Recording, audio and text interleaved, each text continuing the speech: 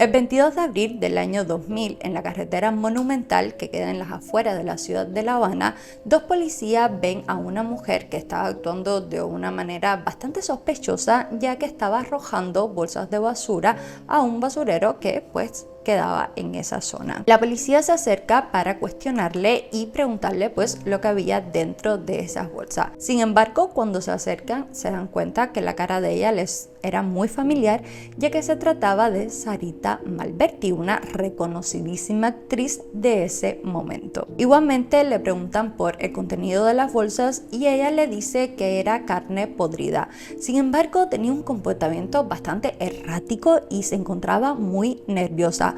Así que la policía le pide por favor que le deje verificar el contenido de la bolsa. Ella se niega rotundamente y en ese momento comienza a haber un pequeño forcejeo entre la policía y Sarita Malberti. Y es así cuando una de las bolsas de basura cae al suelo, dejando al descubierto lo que había dentro, que no era más que la cabeza calcinada de su hija de 14 años. Bienvenidos a Jetpan, mi nombre es Juliet y si te gusta el True Crime, sobre todo relacionado con Cuba, pues te invito a que te quedes por aquí, te suscribas y todas esas cosas que ya sabes de todos estos años que hemos utilizado internet. Hoy vamos a desempolvar uno de los casos más duros, oscuros y sobre todo censurados de Cuba.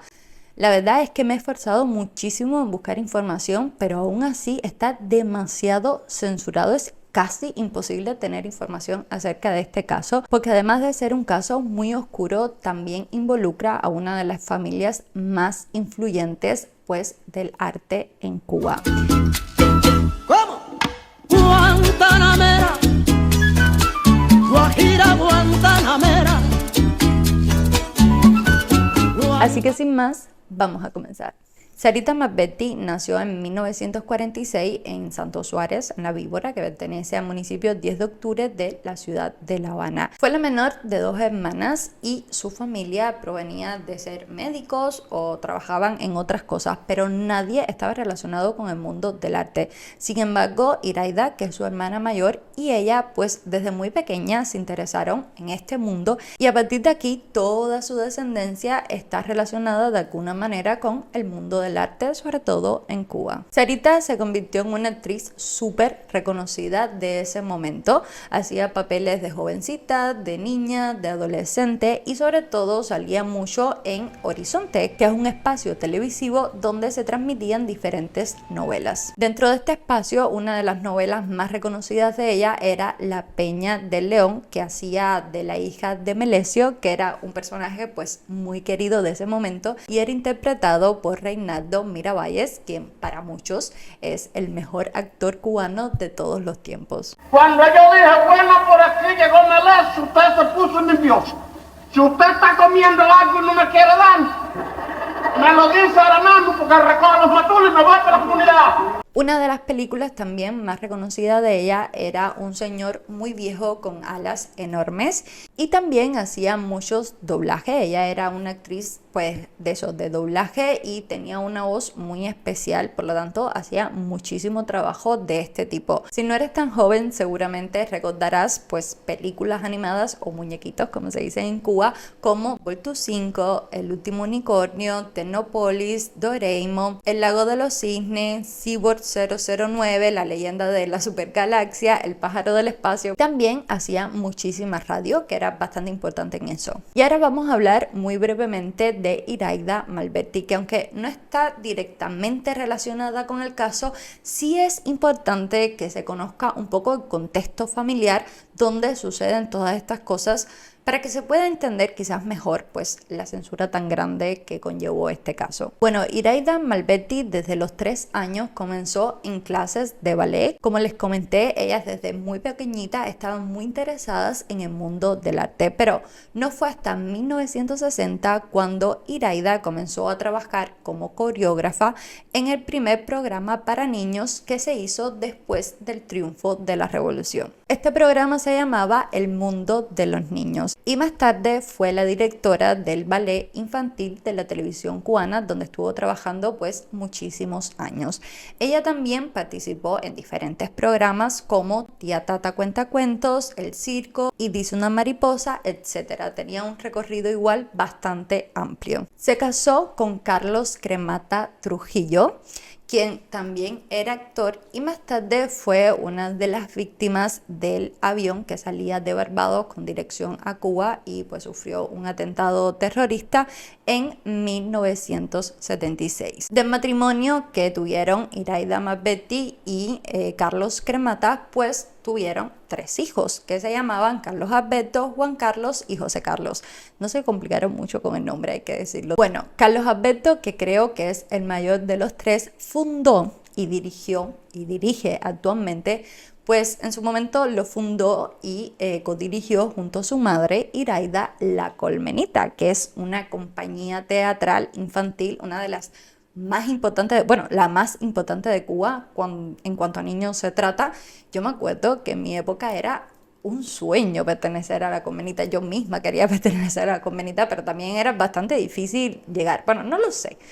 Desde mi perspectiva era un poco complicado llegar, pero era un sueño para todos los niños que querían pues hacer sus incursiones en el mundo del arte, sobre todo ser actores y actrices. Y por otra parte, Juan Carlos es un cineasta súper reconocido también en Cuba, ha ganado múltiples premios nacionales e internacionales y por si no lo ubican es el director de la película Viva Cuba y esta película también la dirigió y la produjo con su madre, pues Iraida Malvetti. Bueno, creo que este pequeño contexto es más que suficiente para poder entender el entorno familiar que gira alrededor de este caso. Ya ven, como hemos comentado, que la familia Malvetti y también la familia Cremata, este clan era súper importante o es súper importante dentro del mundo artístico en Cuba. Y ahora ya vamos a volver a Sarita Malvetti, que estuvo casada con Luis Alberto Ramírez y también era un reconocidísimo actor de ese momento, súper reconocido y súper buen actor. Él participó en Los Vikingos, Guillermo Tell, Rey de las Montañas, La Gran Rebelión, El Brigadista y también en la película Un señor muy viejo con las alas enormes, que como habíamos comentado en esta película también participó Sarita Malvetti. Él estuvo casado varias veces y tuvo muchos hijos que también están relacionados pues con el mundo del arte. Uno de ellos que quizás sí puedan como conocer es Luis Alberto Ramírez hijo, también es un actor pues muy conocido de la televisión cubana.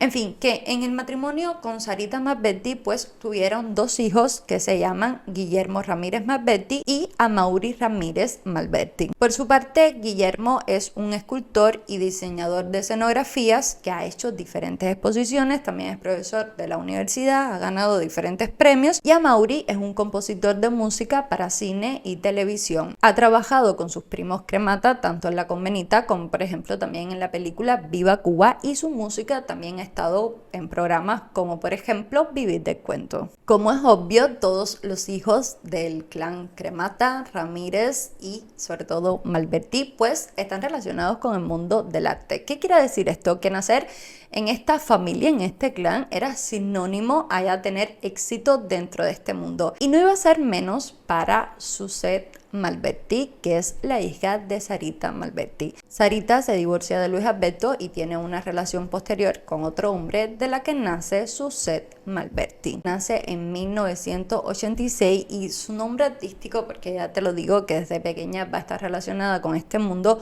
pues su nombre artístico, o como todo el mundo la conoce, es como Susi Malvetti. Susi era una niña prodigio y desde pequeñita ya comenzó a dar sus pasos dentro de la actuación y rápidamente se ganó el cariño de todo el mundo, tanto de jóvenes como de adultos. Para que te ubiques un poco en quién era Susi, porque a lo mejor eres muy joven y pues no la ubicas muy bien. Mira, aunque no la hayas visto personalmente en la pantalla, estoy segura que tú recuerdas la frase de alguien de tu familia que decía, ¡ay, se quema mi familia! Que ella participó en este corto o comercial, no sé muy bien lo que era, donde aparecía como una familia fumando y ella agitando los brazos decía, ¡ay, se me quema mi familia! Estoy segurísima que tú has escuchado esa frase, aunque seas súper joven, porque Yo no he visto ese corto o ese comercial, pero para mi mamá eso es una frase súper recurrente, como, no sé, una frase que se popularizó y ya es parte de nuestra cultura cubana. En 1995 se estrena la película La Guantanamera de Tomás Gutiérrez Alea. Fue su última película, si mal no recuerdo. Susi actuó en esta película y su papel era la muerte. Parece una fatídica ironía, la verdad, por lo que le sucedió más tarde. Pero dentro de esta película ella tenía una frase que es bastante conocida y dice: la muerte no es mala, es buena, porque uno siempre debe terminar lo que empezó y la vida hay que terminarla también.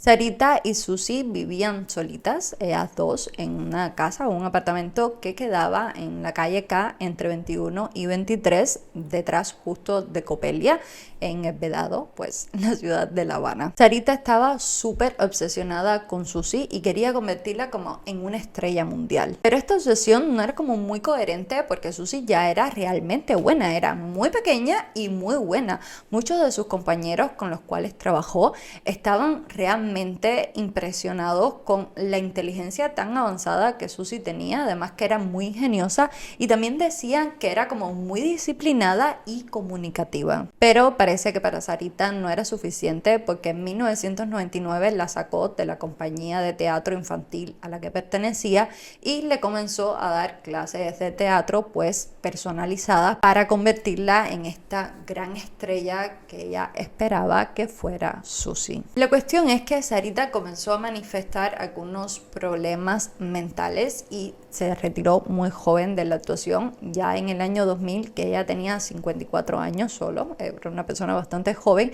y pues ya no trabajaba, se dedicaba al 100% a su hija, y también creo que es un poco pues debido a esta obsesión que tenía por Susi. Pero Susi comenzaba su adolescencia y en el año 2000 tenía solo 14 años, estaba como entrando en este mundo de la adolescencia y pues quería hacer cosas normales de niñas de su edad, pues quedar con amigos, y tenía un medio noviecito que la tenía muy ilusionada. Ella quería hacer como esta relación formal y presentárselo a toda su familia, en especial a la mamá. Sin embargo, esta relación fue la que la condenaría para siempre. Y es así como llegamos al 20 de abril del año 2000, cuando Susi se enfrenta a su mamá y le dice que quería formalizar la relación con su novio. Sarita se niega rotundamente, le dice no, esto no puede ocurrir, pero claro, Susi era una adolescente y además tú no te vas a quedar con una simple negativa, así que comienza a insistirle a la mamá que sí, que por qué no, y entre ellas comienzan a tener como una discusión que poco a poco se va acalorando. La conversación entre ambas comienza a ser una pelea rápidamente en que las dos se comenzaron pues a gritar muy fuertemente. Luego los vecinos testificarían que escucharon pues esos gritos a la 1 de la mañana. Como te comentaba, esta discusión se fue acalorando hasta el punto en que Sarita comenzó a golpear a Susi. No bastándole con golpearla con la mano, pues cogió un martillo y le empezó a golpear tan fuerte hasta terminar con su vida. La vida de su propia hija de solo 14 años. Pero si piensas que esto es lo peor, prepárate porque vienen cosas muchísimo más malas. Y es que Sarita en ese momento pensó que era buena idea incinerar el cuerpo de su hija.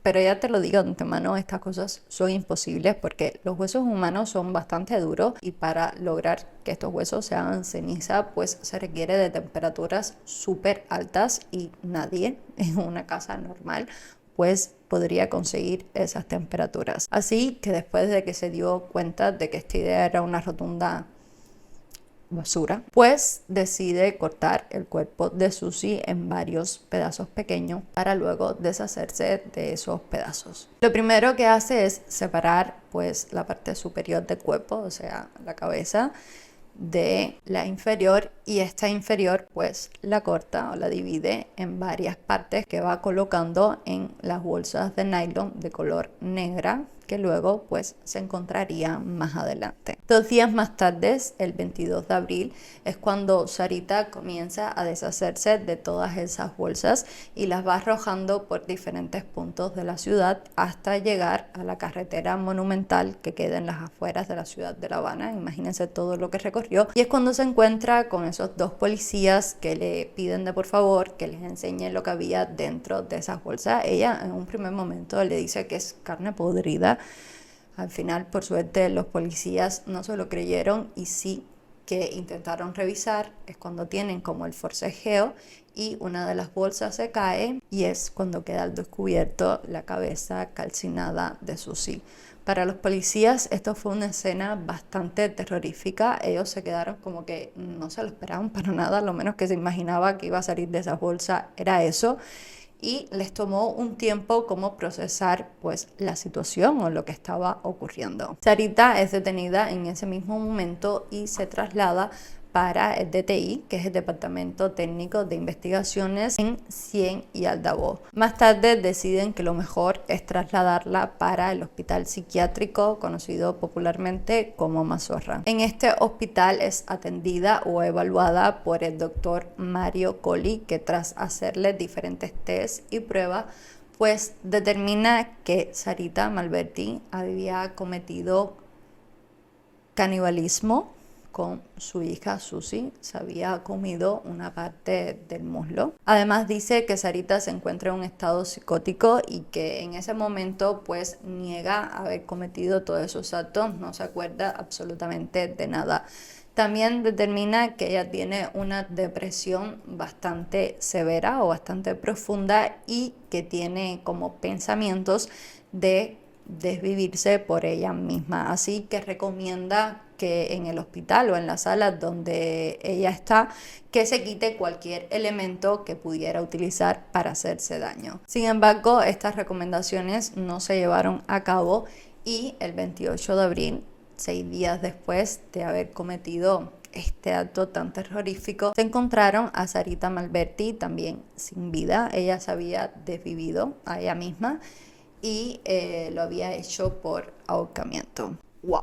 Esto es uno de los casos de verdad más duros que podamos contar en todo el canal. Me parece súper duro. Quiero aclarar una cosa y es la cuestión de que Sarita comió partes del cuerpo de su hija. No quiero volver a repetir la palabra porque YouTube es bastante sensible ante estas cosas.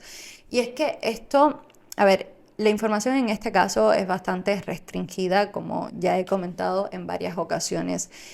Y los artículos de ese momento que por la prensa independiente que hablaban sobre este caso, pues no dijeron como este dato, ¿no?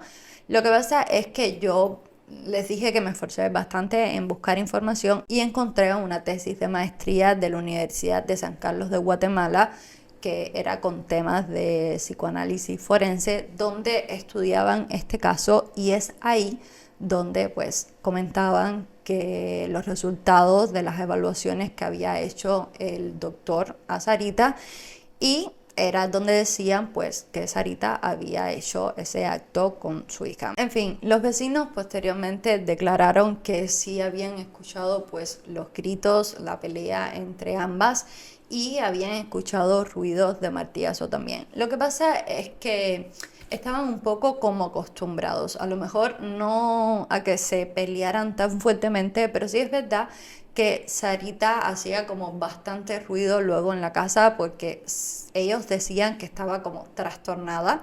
Entonces era normal que, por ejemplo, Sarita deambulara por las calles de madrugada o que limpiara su casa a altas horas de la noche. Así que no les pareció algo como demasiado importante, simplemente lo asumieron como algo normal. Sarita, los antecedentes psiquiátricos que tenía era como de nerviosismo, de deambular por las calles de madrugada, de las limpiezas esta excesiva que hacía y también de hacerlas a altas horas de la madrugada. A mi entender, no eran como problemas o antecedentes psiquiátricos como peligrosos, la verdad. Quieran pensar que ella fuera capaz de cometer pues este acto tan malvado. Y bueno, más adelante también cuando cometió este acto se le detectó la depresión esta tan profunda de la que hablamos anteriormente. Como ya he comentado varias veces, este caso en Cuba se mega censuró. Me ha sido casi imposible buscar información, simplemente he encontrado como 2 o 3 fotos de ellas, porque sobre todo el trabajo de Sarita se censuró completamente, se eliminó de todas las redes y a día de hoy es casi imposible como encontrar algo en lo que ella haya participado. Sin embargo, la noticia sí que se corrió de boca en boca y era sabido que Sarita había cometido este acto, quizás no tan detallado, no se sabía con tanto detalle lo que había sucedido, pero sí que era conocido que Sarita había desvivido a su hija Susi. La hermana de Sarita, Iraida Malvetti, la verdad es que nunca habló del caso, solo una vez, y era cuando había acabado de pasar, y le concedió como una pequeña entrevista al periódico El País, y en él dijo: lo que más me golpea es que den noticias que afirman algo que está por probar y que afecta a toda la familia, sobre todo porque las investigaciones sobre el caso no han terminado. Ya te digo, esto fue justo cuando sucedió el caso, pero bueno, más adelante se sabe cómo terminó. Más tarde, bueno, más bien recientemente, Juan Carlos Cremata, como habíamos comentado, era el primo de Susi y es el director tan famoso que tiene Cuba. También se refirió un poco a lo que había acontecido entre Sarita y Susi. Él lo hizo en un escrito, en un artículo que hizo para Cibercuba que se llama Roto, fragmentos de mi orfandad. Este artículo lo escribió en el 2018 y solamente lo que dijo fue: en medio de todo lo tenebroso, ignorado y sombrío de lo acontecido con mi tía Sarita y mi prima Suset, es de agradecer el que tampoco hayamos tenido la posibilidad ni la voluntad de realizarle un velatorio a sus cuerpos. Entre todos decidimos, sin ponernos de acuerdo, refugiarnos en la rememoración de sus hermosas carreras como actrices, tras sus inigualables e irrepetibles talentos. Y de acuerdo con sus palabras, entonces sospecho que ni a Sarita ni a Susi se le hizo como un entierro o por lo menos un velatorio de sus cuerpos. La verdad es que me parece un poco triste, sobre todo por Susi, porque entiendo que a Sarita pues no, pero Susi, no sé, a lo mejor no querían como ese centro de atención en ese momento. No lo sé. Este caso nos habla de tantas cosas, pero una parte nos habla de la salud mental, lo importante que es cuidarla, porque la vida pasa súper rápido y todo es problema, todo es estrés, todos son momentos que te causan ansiedad. Entonces, a veces es mejor tomarnos un momento de verdad, respirar y cogernos las cosas con un poco más de calma. Esto me lo estoy diciendo a mí mismo, ¿ok? Pero bueno, ya de paso te lo digo a ti también, por si acaso te sirve. Pero es en serio, o sea, las enfermedades mentales en realidad son bastante silenciosas y aparecen cuando ya no puedes más, ¿sabes? Cuando vas a explotar. Por lo tanto, es importantísimo aprender a leer nuestro cuerpo, a leer nuestra mente y saber lo que está pasando para poder atacarlas a tiempo. Recuerda, cuida de tu salud mental. Juliet, cuida de tu salud mental también. Y otra cosa que me llamó muchísimo la atención, que a lo mejor lo puedo llegar a entender un poco, pero bueno, igual quiero compartir esta idea con ustedes, que habían 3 posts en Facebook que hablaban acerca de Sarita. Uno de ellos era contando pues la historia que sucedió y otro era como recordando una novela, creo que era La Peña del León, donde ella había participado. Entonces como las personas en los comentarios comenzaron a decir, no, es que Sarita hizo esto, no sé qué más. O sea, comenzaron a contar el caso. Pero claro, todo el mundo hablaba como con mucho cariño. Yo entiendo que le tengan mucho cariño porque era una actriz súper reconocida. Pero yo sentía que era como un poco que le estaban justificando. Ay, ya, es que le pasó esto. Y lo entiendo, nadie quiere estar como enfermo mentalmente. Pero yo siento que si no fuera como ella, una persona famosa y ya de antemano querida por la población, pues que a lo mejor no se justificara tanto. No sé si me explico lo que quiero decir. Yo siento que al tú ser famoso como que te ablanda o te hace ver con otros ojos. Y para nada, o sea, la fama no es sinónimo de buena persona. Tú puedes ser famoso y ser una malísima persona, ¿ok? Bueno, y por otra parte también Cuba con la censura en absolutamente todo lo que empañe un poco esa burbuja de cristal tan grande que tiene de mostrarse al mundo como el paraíso donde no pasa nada. Y a ver, no quiero pintar a Cuba como el lugar donde más asesinatos hay, donde más violencia ocurre, no, nada que ver. Lo que pasa es que estas cosas ocurren en todos los países del mundo, o sea, en todos los países del mundo hay personas buenas y personas malas. Pero este trabajo tan grande que se toman en siempre como limpiar la mancha y mostrar al mundo como una súper buena imagen es como agotador, de verdad, yo no sé cómo no se agotan. No sé, me parece súper triste que el pueblo cubano no sepa las cosas que ocurren en su propio país. Es triste. Bueno, no hablo más, espero que dentro de lo que cabe te haya gustado desempolvar una de las historias menos conocidas, más censuradas y más oscuras que ha tenido Cuba. Y pues nada, nos vemos en un próximo video. Chao.